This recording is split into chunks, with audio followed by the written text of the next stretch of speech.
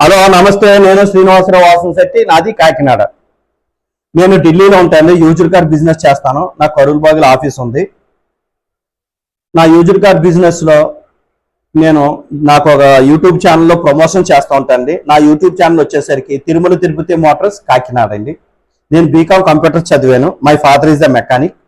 Then 15 సంవత్సరాలు నేను హైదరాబాద్లో మారుతిలో వర్క్ చేయడం జరిగిందండి. అలాగే అదే విధంగా నేను 10th క్లాసు, ఇంటర్మీడియట్, డిగ్రీలో హాలిడేస్లో మా వర్క్షాప్లో, అంటే మా ఫాదర్ వర్క్షాప్లో నేను వర్క్ చేయడం జరిగింది. విత్ ఆయిల్ డ్రెస్తో వర్క్ చేయడం జరిగిందండి. నేను ఆయిల్ బట్టలు వేసుకుని వర్క్ చేయడం. దానివల్ల నాకు ఎడ్యుకేషన్ బ్యాక్గ్రౌండ్తో పాటుగా ఆటోమొబైల్ ఫీల్డ్లో రియల్ టైమ్ ఎక్స్పీరియన్స్ ఉందండి. అందువల్ల నేను కస్టమర్కి బెస్ట్ వెహికల్స్ ఇవ్వగలననే నమ్మకం నాకు ఉందండి. 100%. మా నాన్నగారి దగ్గర నుంచి నేర్చుకున్న విద్య కానీ నాకు 100% బెస్ట్ వెహికల్ ఇవ్వగలనే నమ్మకం నాకు ఉంది. అదేవిధంగా ఒక ఇంజిన్ చూసినప్పుడు ఆ ఇంజిన్ ఇళయరాజా మ్యూజిక్ కా, దేవిశ్రీ ప్రసాద్ మ్యూజిక్ కా అనేది ఇంజిన్ స్టార్ట్ చేయగానే తెలిసిపోతుంది.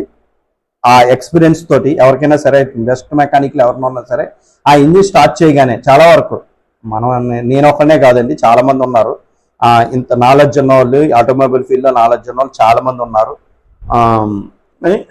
అది స్టార్ట్ చేయగానే ఇమీడియట్గా మనకు తెలిసిపోతుంది అది ఇళయరాజా మ్యూజిక్ కా, దేవిశ్రీ ప్రసాద్ మ్యూజిక్ కా. ఇంకొక విషయం చెప్తానండి. ఎగ్జాంపుల్, మనం మెకానిక్ని తీసుకెళ్తాం ఈ వెహికల్ చూపిస్తే మెకానిక్ ఎంతవరకు అంటే, కొంతమంది చదువుకున్న మెకానిక్లు ఉంటారు, కొంతమంది చదువుకోని మెకానిక్లు ఉంటారు. మెకానిక్ దగ్గరికి వచ్చేసరికి మెకానిక్ ఇంజిన్ సెక్షన్ చూడగలుగుతాడు. ఇంజిన్ సెక్షన్ వరకు అతనికి నాలెడ్జ్ ఉంటుంది. ఇంకా ఏదైనా ఇక్కడ ఢిల్లీలో చేసే మాయిల్, అంటే యాక్సిడెంట్ అయినప్పుడు ఢిల్లీలో చేసే మాయిల్, ఏదైనా ఢిల్లీలో చేసే మాయిల్ అంత అవగాహన ఉండదు. వాళ్ళకి కొంచెం డెంటింగ్ గురించి కానీ, పెయింటింగ్ గురించి కానీ కొంచెం మెకానికల్కి అంతగా అవగాహన ఉంటుందని నేను అనుకోను. అదే పోనీ డెంటింగ్ అతను తీసుకెళ్తే అతనికి ఇంజిన్ మీద అవగాహన ఉండదు. ఇదో ప్రాబ్లం ఉంటుంది కంపల్సరీ.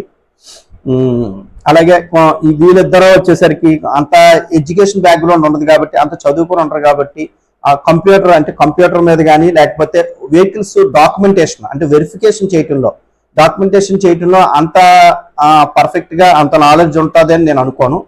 ఈ అన్నిటిని కవర్ చేసుకుని ఇటు వెహికల్ వెరిఫికేషన్ చేసుకోవడానికి డాక్యుమెంట్స్ ఏం రిక్వైర్మెంట్ కావాలి, వాటిని ఆన్లైన్లో ఎలా చేసుకోవాలి, ఆ ఫైనాన్స్ ఉందా లేదా, వచ్చిన ఆర్సీ ఒరిజినలే కాదా, వచ్చిన వెహికల్ దొంగ వెహికలా, జెన్యున్ వెహికలా, ఇది తెలుసుకోవాలి. రస్టింగ్ చూసుకోవాలి, డెంటింగ్ పెయింటింగ్ చూసుకోవాలి, యాక్సిడెంట్ చూసుకోవాలి, ఇంజిన్ చూసుకోవాలి, ఎన్ఓసీల గురించి చూసుకోవాలి. ఈ అన్ని వింగుల్ని కవర్ చేయాలి. అంటే ఈ అన్ని పొజిషన్ని, అంటే ఎలక్ట్రికల్ కంప్లైంట్స్ ఉంటే ఎలక్ట్రికల్ కంప్లైంట్స్ కూడా కనిపెట్టాలి. అంటే అతను ఎలక్ట్రీషియన్ అయ్యి కూడా ఉండాలి.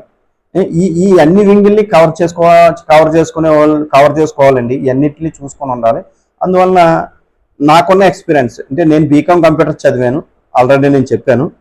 మా ఫాదర్ ఈజ్ ద మెకానిక్, నేను చెప్పాను ఆల్రెడీ, నేను వర్క్షాప్లో వర్క్ చేశానని. అదేవిధంగా నేను మారుతిలో 15 సంవత్సరాలు వర్క్ చేయడం జరిగింది. దానివల్ల నాకు ఎడ్యుకేషన్ బ్యాక్గ్రౌండ్తో పాటుగా మెకానిక్ ఫీల్డ్, అంటే ఆటోమొబైల్ ఫీల్డ్లో నాకు రియల్ టైమ్ ఎక్స్పీరియన్స్ ఉంది. నేను యాక్సిడెంట్ని ఫైండ్ అవుట్ చేసుకోగలుగుతాను, పెయింటింగ్ ఫైండ్ అవుట్ చేసుకోగలుగుతాను, ఎలక్ట్రికల్ కంప్లైంట్ ఉంటే ఎలక్ట్రికల్ కంప్లైంట్ ఫైండ్ అవుట్ చేసుకోగలుగుతాను. నేను చదువుకోవడం వల్ల, నేను బీకామ్ కంప్యూటర్ చదువుకోవడం వలన నేను వెహికల్ డాక్యుమెంటేషన్ వెరిఫికేషన్ చేసుకోగలుగుతాను. ఆ ఇంజిన్ మా నాన్నగారి దగ్గర నుంచి నేర్చుకున్న ఎక్స్పీరియన్స్, అంటే మా నాన్నగారు చాలా సీనియర్ మెకానిక్. ఆయన అప్పట్లో పాత మెకానికులు చాలా పర్ఫెక్ట్గా ఉండేవారు. ఏ విషయం అన్నా సరే వాళ్ళకి ఒక సౌండ్ వచ్చిందంటే ఆ సౌండ్ ఎక్కడి నుంచి వచ్చింది అనేది ఈజీగా ఫైండ్ అవుట్ చేయాలి. లేకపోతే ఆ సౌండ్ ఫైండ్ అవుట్ చేసే వరకు ఉంది. ఇప్పుడున్న మెకానికల్గా కాదు, ఓల్డ్ మెకానికల్ చాలా పర్ఫెక్ట్గా ఉండేవారు. అంటే ఓల్డ్ బిఏ ఇప్పుడున్న బిఏ చేసిన వాళ్ళు కానీ, బీకామ్ చేసిన వాళ్ళు కానీ ఇంగ్లీష్ పర్ఫెక్ట్గా మాట్లాడలేరు. కానీ ఓల్డ్ బిఏ చేసిన వాళ్ళు మాత్రం చాలా పర్ఫెక్ట్ ఇంగ్లీష్ మాట్లాడతారు. అప్పుడు చదువులు వేరు, ఇప్పుడు చదువులు వేరు. ఆ తర్వాత ఇప్పుడున్న తరం ఇంకా అడ్వాన్స్డ్ అయిపోయింది. ఎందుకంటే మధ్యలో ఉన్న వాళ్ళు అటు ఇటు అయిపోయారు. కానీ ఆ పాత తరం బాగుండేది, ఇప్పుడున్న తరం చాలా అప్పటికన్నా అడ్వాన్స్డ్ అయిపోయారు. అంటే ఇప్పుడు చిన్నప్పటి నుంచే 2nd క్లాస్ 3rd క్లాస్ నుంచే ఇక్కడ ఇంగ్లీష్ మొదలెడతారు.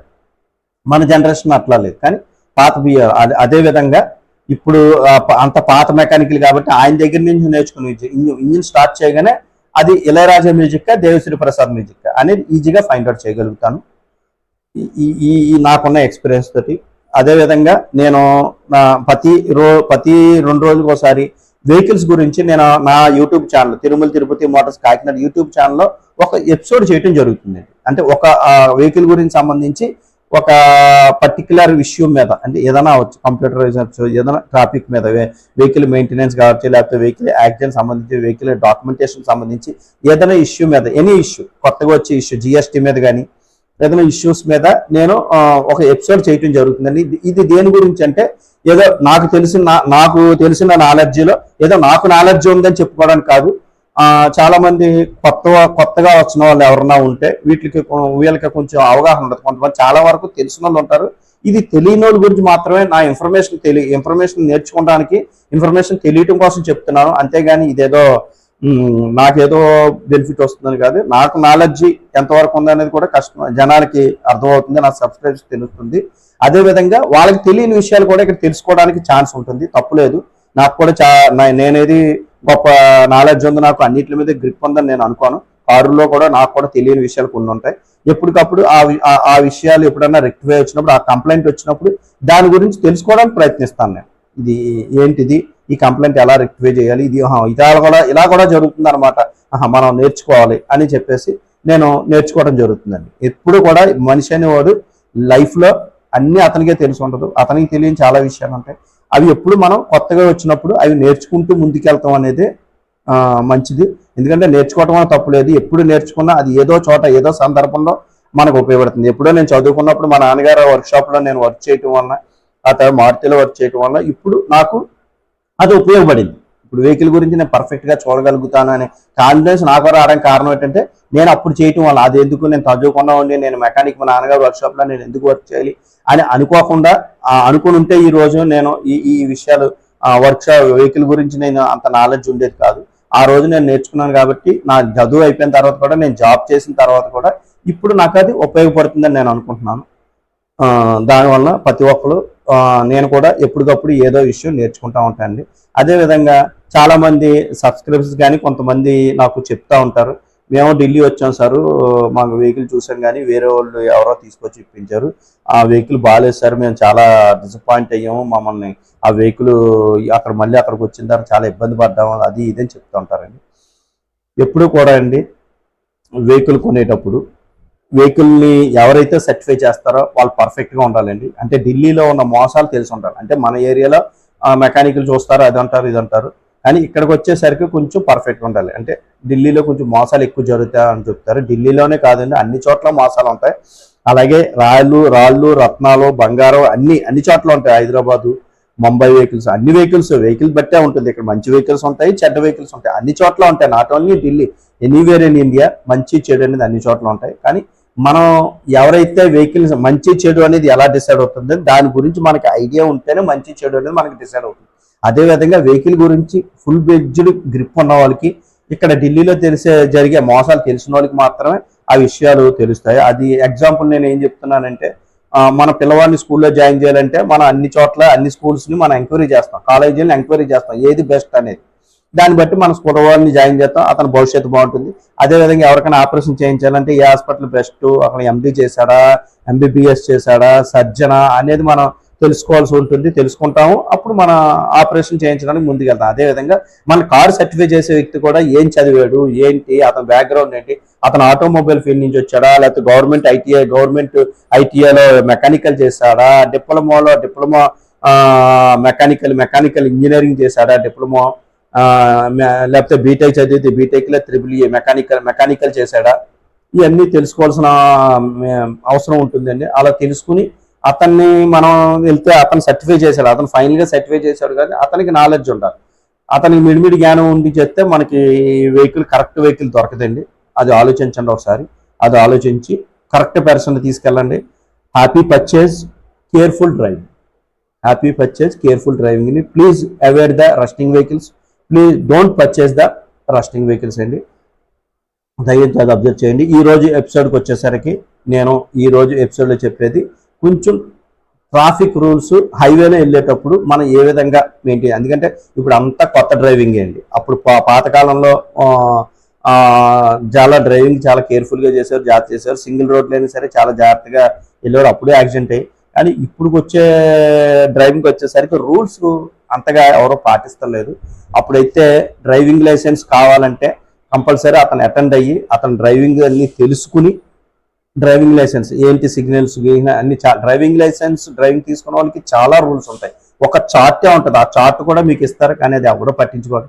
ఆ చార్ట్ని ఎవడో చూడడు.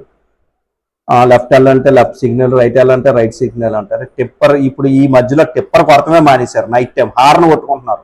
కొత్తగా వచ్చిన డ్రైవర్లు హార్న్ కొట్టుకున్నారు. నైట్ టైం హార్న్ కొడితే ఏ కార్ నుంచి వస్తుంది హార్న్ ఎవరికి అర్థం అవుతుంది? ఎవరికి అర్థం కాదు. నైట్ టైం అనేది హార్న్ కొట్టకూడదండి అసలు. హార్న్ అనేది వాడరు నైట్ టైం అనేది. నైట్ టైం ఓన్లీ టిప్పర్ వాడతారు. వాటి గురించి నేను చెప్పడానికి ప్రయత్నిస్తున్నానండి. డ్రైవింగ్ చేయండి, కరెక్ట్గా కేర్ఫుల్ డ్రైవింగ్ చేయండి, ఎందుకంటే మన ఫ్యామిలీ మొత్తం అందులో ఉంటుంది. ఎప్పుడైనా కరెక్ట్ వెహికల్ మనం తీసుకెళ్ళకపోతే మన ఫ్యామిలీ రోడ్డు మీద పడుతుంది. ఆ వెహికల్ ఏమైనా ఇబ్బంది వస్తే మన ఫ్యామిలీ మొత్తం రోడ్డు మీద నిలబడాల్సి వస్తుంది. అదేవిధంగా వెహికల్ ఏమన్నా ప్రాబ్లం వచ్చి ఏదైనా ఇబ్బంది అయిందంటే, ఏదైనా తగిలిందంటే మా ఫ్యామిలీ అందులో ట్రావెల్ చేసేదండి. కారు అనేది మన ఇంటితో సమానం. మన ఫ్యామిలీ మొత్తం ట్రావెల్ చేస్తుంది. మీరు చాలా జాగ్రత్తగా, మీ ఫ్యామిలీ మొత్తం మీ చేతిలో ఉంటుంది కాబట్టి మీరు చాలా కేర్ఫుల్గా డ్రైవ్ చేయవలసి వస్తుంది.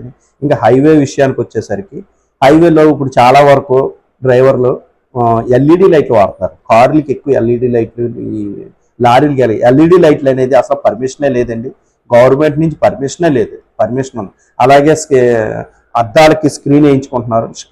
సర్టిఫైడ్ స్క్రీన్ అని చాలా మంది అమ్ముతారు. అసలు గవర్నమెంట్ సర్టిఫైడ్ చేసిన స్క్రీన్ అంటే ఏదీ లేదండి.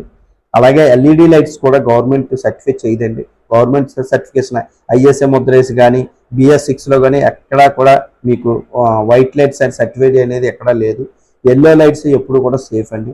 మీరు అంత పవర్ఫుల్ లైట్స్ అంటే 200 వాట్స్, 180 వాట్స్, 220 వాట్స్ ఇన్ని లైట్స్ వాడుతుంటే ఎదురుగా వచ్చే వాళ్ళకి బండి కనబడుతుంది. మీ పరిస్థితి అంటే స్వార్థం. మనం కరెక్ట్గా మనకి లైన్ కనబడితే మనకు కనబడితే సరిపోతుంది. అవతలవాడికి కనబడకుండా మన మీదకి వచ్చేస్తే మనం ఏం చేస్తాం? ఇప్పుడు హైవేలు కాబట్టి 4 lanes కదా, అవతలాడు పోతాడు. సింగిల్ లైన్ పోయే పరిస్థితి ఏంటంటే, ఆడికి కనబడిపోతే ఆడు మన మీదకి వచ్చి మననే గుద్దుతాడు వచ్చి. మీరు ఆ లైట్ ముందు నిలబడి ఒక్కసారి వేసుకుని చూస్తే మీరే చూడలేరు ఆ లైటింగ్, మీకు కనబడదు ఏమి. దయించి వాటిని కంట్రోల్ చేయండి. పోలీసు వాళ్ళకి కూడా చెప్తున్నాను, వాటిని కంట్రోల్ చేయండి. ఎందుకంటే ఎల్ఈడి లైట్లు అనేది చాలా ప్రమాదకరం. అవతల వ్యక్తికి అసలు కనబడతలేదు లైటింగ్. 200 వాట్స్, 220 వాట్స్ వేసుకుంటున్నారు, కనబడతలేదు అసలు. అది దీని మీద జనాల్లో అవేర్నెస్ రావాలి. కంపల్సరీ దీన్ని గవర్నమెంట్ బ్యాన్ చేయాలి. ఖచ్చితంగా దీని మీద ఒక యాక్షన్ తీసుకోవాలి అనేది నా ఉద్దేశం. ఈ ఎల్ఈడి లైట్స్ మీద అదొకటి. ఎప్పుడన్నా హైవేలో వెళ్ళేటప్పుడు కొంతమంది అంటే ఆల్రెడీ తెలిసిన వాళ్ళకి ఆల్రెడీ నాలెడ్జ్ ఉంటుంది డ్రైవింగ్ ఏమేమి రూల్స్ పాటించాలనేది. తెలియని వాళ్ళకి చెప్తున్నానండి, కంపల్సరీ మన హైవేలో వెళ్ళేటప్పుడు night time, day time horn కొడతాం. హార్న్ కొట్టి ఎవరినైనా మనం క్రాస్ చేస్తున్నప్పుడు అంటే ఓవర్టేక్ చేస్తున్నప్పుడు మీరు కంపల్సరీ లెఫ్ట్ నుంచి చేస్తున్నారా రైట్ నుంచి చేస్తున్నారా కంపల్సరీ సిగ్నల్ వేయండి. సిగ్నల్ వేయటం వల్ల మీ వెనకాల వచ్చే వాళ్ళకి మీరు ఏ పొజిషన్లో సడన్గా మీరు వెహికల్ రైట్ సైడ్ తిప్పారు లెఫ్ట్ సైడ్ తిప్పితే వెనకాల ఉన్నవాడు కన్ఫ్యూజ్ అవుతాడు. సిగ్నల్ వేసుకోవడం వల్ల మీరు ఏ వెళ్తున్నారు అనేది అతనికి డైరెక్షన్ వస్తుంది, అతను అలర్ట్ అవుతాడు, మీకు కూడా ఇబ్బంది ఏమి ఉండదు. అలాగే నైట్ టైం కూడా మీరు ఎట్టి పరిస్థితుల్లో హార్న్ యూజ్ చేయొద్దండి. ఓన్లీ టిప్పర్ వాడండి. మీరు టిప్పర్ వాడితే మీరు వెనక నుంచి ఓవర్టేక్ చేయడానికి ప్లేస్ అడుగుతున్నారని ముందు నడిపే డ్రైవర్కి తెలుస్తుంది. లారీ వాళ్ళు 100% చేస్తారు, తెలుస్తుంది. అప్పుడు మీకు అతను సైడ్ అవడం జరుగుతుంది. అప్పుడు మీరు సిగ్నల్ వేసుకుని అతను ఓవర్టేక్ చేయడం వల్ల మీ వెనకాల ఉన్న వాళ్ళకి మీరు ఏ పొజిషన్లో వెళ్తున్నారు అనేది అర్థమవుతుందండి. ఇవి ఇప్పుడు ఎవరు పాటిస్తలేదు. దానివల్ల చాలా ప్రమాదాలు జరుగుతున్నాయండి. ఓవర్ స్పీడ్ ఎప్పుడు వెళ్ళకండి. ఒక స్పీడ్ మెయింటైన్ చేసుకోండి. పెద్ద వెహికల్స్ అయినా చిన్న వెహికల్స్ అయినా ఓవర్ స్పీడ్లో ఏమైనా ప్రమాదం జరిగితే చాలా ఇబ్బంది. ఎయిర్ బ్యాగ్స్ ఉన్నాయి, అవి ఉన్నాయి. అలా కాదండి, ఒక స్పీడ్ మెయింటైన్ చేసుకుని 180, 100. నేను హైవేలో మేము 150 కొట్టాలి, 200 కొట్టాలంటే మన ఇండియన్ రోడ్స్ అండి. వెహికల్స్ రాకపోయినా సరే ఏదన్నా జంతువు, ఏదన్నా కుక్క, నక్క, ఆవులో మనకి ఇంకా ఫారెన్లో అయితే మనకి ఆవులు, గేదెలు, కుక్కలు ఇటువంటి రోడ్డు మీదకి వచ్చే పరిస్థితి ఉండదు. వాళ్ళకి ఏమీ ఇబ్బంది ఉండదని వాళ్ళ రోడ్స్ అన్ని కంట్రోల్ చేస్తారు. ఆ జంతువులు ఏవి రోడ్డు మీదకి వచ్చే పరిస్థితి ఉండదు. మనకి అలా కాదని ఈవెన్ ఆవు కూడా మనకి రోడ్డు మీదకి వస్తుందంటే తగిలిందంటే మనం ఎక్కడో ఉంటాం. అది కంట్రోల్ చేసుకోండి. ఎప్పుడన్నా హైవేలో ఎప్పుడన్నా వెహికల్ ఆపవలసి వస్తే, ఏదైనా టిఫిన్కో లేకపోతే ఏదైనా ఆపవలసి వస్తే మాత్రం మీరు ఏదైనా టాయిలెట్ కానీ ఆపవలసి వస్తే మీకు సేఫెస్ట్ ప్లేస్ పెట్రోల్ బంకులు అండి. ఇప్పుడు అన్ని పెట్రోల్ బంకుల్ని ఆల్రెడీ కంట్రోల్ చేస్తున్నారు. అక్కడ టాయిలెట్స్ గట్టా అందుబాటులో పెట్టారు, నీట్గా ఉంచుతున్నారు. నీట్గా లేకపోతే వాళ్ళ మీద ఫైల్ వేస్తున్నారండి. పెట్రోల్ బంక్ ఎక్కడైనా ఏదన్నా మీరు ఆగాలనుకుంటే హైవేలో ఎట్టి పరిస్థితుల్లో రోడ్డు మీద ఎప్పుడు ఆగద్దండి. రోడ్ సైడ్ కానీ ఏదో ఊర్లో కానీ ఎట్టి పరిస్థితుల్లో ఆగద్దు. మీకు సేఫెస్ట్ ప్లేస్ అంటే పెట్రోల్ బంక్ అండి. ఏ డాబాల దగ్గర కూడా ఆగద్దు, డాబాల్లో బాత్రూమ్లు కూడా మీరు యూజ్ చేయడం మానేయండి. మీకు సేఫెస్ట్ ప్లేస్ అనేది పెట్రోల్ బంక్ ఏదైనా జరిగినా సీసీ కెమెరాలు ఉంటాయి. రేపు పొద్దున ఆ పెట్రోల్ బంక్ మీద కంప్లైంట్ పెట్టినా సరే రెస్పాండ్ అవుతారు. ఏదో డాబా మీద కంప్లైంట్ అయితే మనకు ఆ కంప్లైంట్ ఎందుకు చెల్లదండి, అది ఆలోచించండి. కేర్ఫుల్గా డ్రైవ్ చేయండి, చాలా ఇంపార్టెంట్. మన లైఫ్ ఒక ఫ్రాక్షన్ ఆఫ్ సెకండ్లో మన లైఫ్ని తిప్పేస్తుంది ఈ డ్రైవింగ్ అనేది. చాలా జాగ్రత్తగా నిద్ర కంట్రోల్ చేసుకుంటూ డ్రైవ్ చేయండి. నిద్ర వచ్చినప్పుడు ఎట్టి పరిస్థితుల్లో మీకు కొనుక్కు వస్తుందంటే ఎట్టి పరిస్థితుల్లో ఏదైనా డాబా దగ్గర ఏదైనా పెట్రోల్ బంక్ దగ్గర వెహికల్ ఆపేసి అక్కడ రెస్ట్ తీసుకోవడం బెస్ట్. అక్కడ రూమ్స్ గట్ట కూడా ప్రొవైడ్ చేస్తున్నారు, ఇప్పుడు అంతా డెవలప్ అవుతుంది, అక్కడ కూడా రూమ్స్ గట్ట ప్రొవైడ్ చేస్తున్నారండి. అందువలన మీరు డ్రైవింగ్ చేస్తున్నప్పుడు మాత్రం చాలా కేర్ఫుల్గా డ్రైవ్ చేయమని నేను మేము అందరినీ విజ్ఞప్తి చేస్తున్నాను. కారు కొనుక్కోవటమే మనం ఒక కారు అనేది లగ్జరీ, కారు కొనుక్కోవడం అని ఇల్లు కారు అనేది కంపల్సరీ వాళ్ళ లైఫ్ అంబిషన్ అయి ఉంటుంది. కారు కొనుక్కోవడం కూడా మన ఫ్యామిలీ డెవలప్ అవడం అనేది చూపించడానికి కారు మనకు లగ్జరీ అది. కానీ కారు కొనుక్కున్నప్పుడు కూడా కొనుక్కునేది మనం సేఫ్గా ఉండడానికే, అంతేగాని డ్రైవింగ్ చేసి మన ప్రాణాల మీద తెచ్చుకోవడానికి కాదండి, సేఫ్గా ఉండడానికి. అందుకని డ్రైవింగ్ కరెక్ట్గా చేస్తే ఎంత కారు కొనుక్కున్నా మీ డ్రైవింగ్ సరిగ్గా లేదంటే మీరు ఎంత పొజిషన్లో ఉన్నా, ఎవరైనా సరే ఎటువంటి పర్సన్ అన్నా ఎంత పొజిషన్, చాలా యాక్సిడెంట్లు మనం చూసాం, చాలా పెద్ద పెద్ద నాయకులను చూసాం మనం. ఎంత పొజిషన్లో ఉన్నా సరే వాళ్ళ లైఫ్ ఒక ఫ్రాక్షన్ ఆఫ్ సెకండ్లో టర్న్ అయిపోతుంది. దయించి safe journey and careful driving. Thank you very much.